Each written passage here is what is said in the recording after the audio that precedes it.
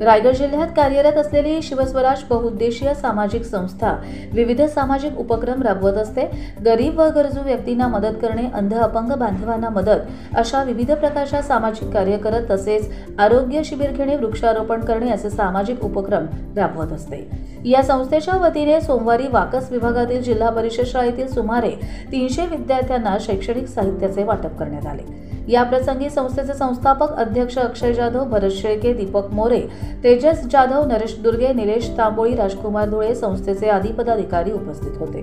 त्यासोबतच वाळकुमाळी, गणेश दुर्गे, बबन भागीत, दत्ता तांबोळी, दिलीप पाटील, अमित इंगळे, चंद्रकांत पवार, प्रिया भागीत, सुनील दुर्गे, धनराज जाधव आदी ग्रामस्थ तसेच शालेय सर्व शिक्षक उपस्थित होते। यावेळी शाळेचे मुख्याध्यापक वखारे सर यांनी संस्थेचे आभार मानले।